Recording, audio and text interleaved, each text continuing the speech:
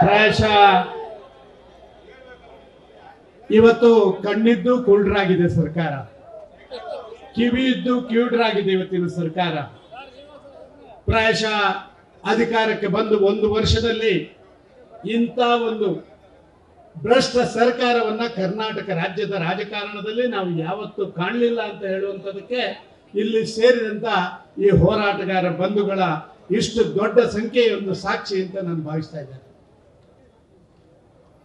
ಕಾನೂನು ಸುವ್ಯವಸ್ಥೆ ಎಷ್ಟು ಹದಗೆಟ್ಟಿದೆ ಅಂತ ಹೇಳಿದ್ರೆ, ಮನೆಯಿಂದ ಹೊರಟಂತ ಒಬ್ಬಳು ಮಗಳು ಮತ್ತೆ ಮನೆ ಸೇರ್ತಾರೆ ಅಂತ ಹೇಳುವಂತ ಧೈರ್ಯ ಇಲ್ಲ.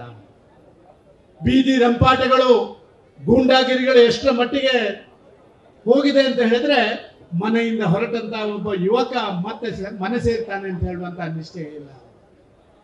ಹಿರಿಯರು ಕನಿಷ್ಠ ಹಿರಿಯರಾದ್ರೂ ಹತ್ತಲೇ ಓಡಾಟ ಮಾಡಬಹುದು ಅಂತ ಹೇಳಿದ್ರೆ, ಯಾವಾಗ ಯಾವ ಗುಂಡಿಯಲ್ಲಿ ಬಿದ್ದು ಸಾಯ್ತಾರೋ ಅಂತ ಹೇಳುವಂತ ಆತಂಕ ಸಾಮಾನ್ಯ ಜನರಲ್ಲಿ ಬಂದದನ್ನು ಕಂಡಿದ್ದೇವೆ. ಭ್ರಷ್ಟಾಚಾರ ಎಷ್ಟರ ಮಟ್ಟಿಗೆ ಆಗ್ತಾ ಇದೆ ಅಂತ ಹೇಳುವಂಥದ್ದಕ್ಕೆ ನಿನ್ನೆ ಒಬ್ಬ ಅಧಿಕಾರಿ ಆ ಒತ್ತಡಕ್ಕೆ ಮಣಿದು ಚೆಕ್ ಬರೆದಿಟ್ಟು ಕೊನೆಗೆ ಯಾವುದೇ ಒಂದು ದಾರಿ ಇಲ್ಲದೆ ಆತ್ಮಹತ್ಯೆ ಮಾಡಿಕೊಂಡದ್ದೇ ಸಾಕ್ಷಿ ಅಂತ ಭಾವಿಸ್ತಾ ಇದ್ದೇನೆ.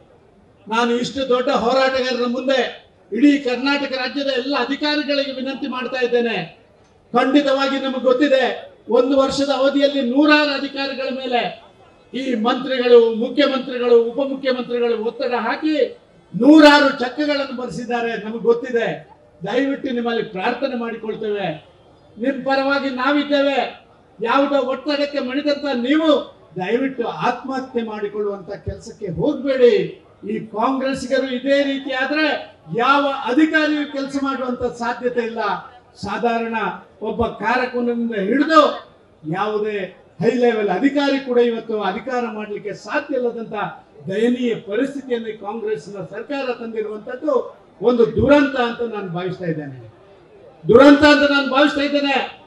ಸನ್ಮಾನ್ಯ ಮುಖ್ಯಮಂತ್ರಿಗಳೇ, ಉಪಮುಖ್ಯಮಂತ್ರಿಗಳೇ, ಇವತ್ತಿನ ಹೋರಾಟ ಇಲ್ಲಿಗೆ ನಿಲ್ತದೆ ಅಂತಲ್ಲ, ಇದೊಂದು ಸಾಂಕೇತಿಕವಾದಂತ ಹೋರಾಟ.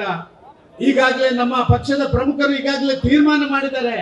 ನೀವು ಗುಂಡಿ ಮುಚ್ಚುವಂತ ಕೆಲಸ ಕಾರ್ಯಗಳನ್ನು ತಕ್ಷಣ ಕೈಗೆತ್ತಿಕೊಳ್ಳದಿದ್ರೆ, ನೀವು ಈ ರೀತಿ ಭ್ರಷ್ಟಾಚಾರವನ್ನು ನಿಲ್ಲಿಸುವಂತ ಕೆಲಸ ಕಾರ್ಯಗಳನ್ನು ಮಾಡದಿದ್ರೆ ಅನಿವಾರ್ಯವಾಗಿ ಉಗ್ರ ಹೋರಾಟವನ್ನು ನಾವು ಕೈಗೆತ್ತಿಕೊಳ್ಬೇಕಾಗ್ತದೆ.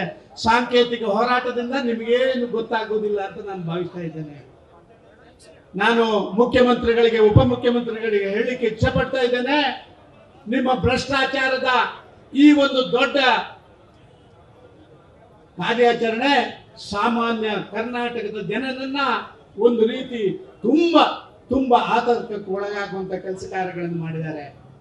ಅಧಿಕಾರಿಗಳಿಗೆ ಇವತ್ತು ಅಧಿಕಾರವನ್ನು ಚಲಾವಣೆ ಮಾಡಲಿಕ್ಕೆ ಸಾಧ್ಯ ಆಗುವುದಿಲ್ಲ. ಕಾಂಟ್ರಾಕ್ಟರ್ಗಳಿಗೆ ಯಾವುದೇ ಬಿಲ್ ಅನ್ನು ಪಾವತಿ ಮಾಡದೆ ಅವರು ಯಾವುದೇ ಕೆಲಸ ಕಾರ್ಯಗಳನ್ನು ಮಾಡಲಿಕ್ಕೆ ಸಾಧ್ಯ ಆಗದಂತ ಪರಿಸ್ಥಿತಿ.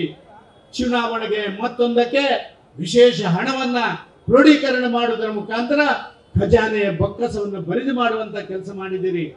ದಯವಿಟ್ಟು ಈ ಒಂದು ಎಚ್ಚರಿಕೆ, ನಿಮಗೆ ಕೊಟ್ಟಂತ ಎಚ್ಚರಿಕೆಯನ್ನು ದಯವಿಟ್ಟು ಗಂಭೀರವಾಗಿ ಪರಿಗಣಿಸಿ.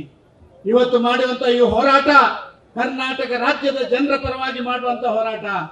ಭಾರತೀಯ ಜನತಾ ಪಾರ್ಟಿ ಅಧಿಕಾರದಲ್ಲಿರಬಹುದು, ಇಲ್ಲದಿರಬಹುದು, ಆದ್ರೆ ಭಾರತೀಯ ಜನತಾ ಪಾರ್ಟಿ ಜನಸಾಮಾನ್ಯರ ಪರವಾಗಿರುವಂತ ಆ ಕೆಲಸ ಕಾರ್ಯಗಳಲ್ಲಿ ನಿರಂತರವಾಗಿ ತಮ್ಮನ್ನು ತೊಡಗಿಸಿಕೊಳ್ಳುವಂತ ಕೆಲಸ ಕಾರ್ಯಗಳನ್ನು ಮಾಡ್ತಾರೆ. ಈಗಾಗಲೇ ನಮ್ಮ ನಾಯಕರು ಹೇಳಿದ ರೀತಿಯಲ್ಲಿ ನೀವು ನಡ್ಕೊಳ್ಳುವಂತ ರೀತಿ 3 ಹೊತ್ತು ಆ ದುಡಿಯುವಂತ ಕೈಗಳಿಗೆ ಉದ್ಯೋಗ ಕೊಡಲ್ಲ. 3 ಹೊತ್ತು ಈ ರಾಜ್ಯದಲ್ಲಿ ಸುಖ ಶಾಂತಿಯಿಂದ ಬದುಕಲಿಕ್ಕೆ ಸಾಧ್ಯ ಆಗುವಂತ ವ್ಯವಸ್ಥೆಯನ್ನು ಮಾಡ್ತಾ ಇಲ್ಲ. ಇವತ್ತು ಎಲ್ಲಿ ಹೋದ್ರೂ ಕೂಡ ಈ ಗೂಂಡಾ ರಾಜಕಾರಣ, ಭ್ರಷ್ಟಾಚಾರದ ರಾಜಕಾರಣ ಇದನ್ನು ಕೊನೆಗೊಳಿಸಿ ಅಂತ ಹೇಳುವಂತ ಮಾತನ್ನ, ಎಚ್ಚರಿಕೆಯ ಮಾತನ್ನ ಮಾತ್ರ ಈ ಸಂದರ್ಭದಲ್ಲಿ ಹೇಳಿ ಹೋರಾಟ ಮುಂದುವರಿಯುತ್ತದೆ. ಒಂದೋ ನೀವು ಅಲ್ಲಿಂದ ಇಳಿಬೇಕು, ಒಂದೋ ನೀವು ಸರಿದಾರಿಗೆ ಬರಬೇಕು, ಇಲ್ಲ ಇದ್ರೆ ನಿಮ್ಮನ್ನು ಸರಿದಾರಿಗೆ ತರುವಂತ ಕೆಲಸ ಭಾರತೀಯ ಜನತಾ ಪಾರ್ಟಿಯ ಕಾರ್ಯಕರ್ತರು ಮಾಡ್ತಾರೆ ಅಂತ ಹೇಳುವಂತ ಮಾತನ್ನು ಮಾತ್ರ ಹೇಳಿ ತಮಗೆಲ್ಲ ವಂದಿಸಿ ನನ್ನ ಮಾತು ನಿಲ್ಲಿಸ್ತೇನೆ. ಜೈ ಹಿಂದ್, ಜೈ ಕರ್ನಾಟಕ.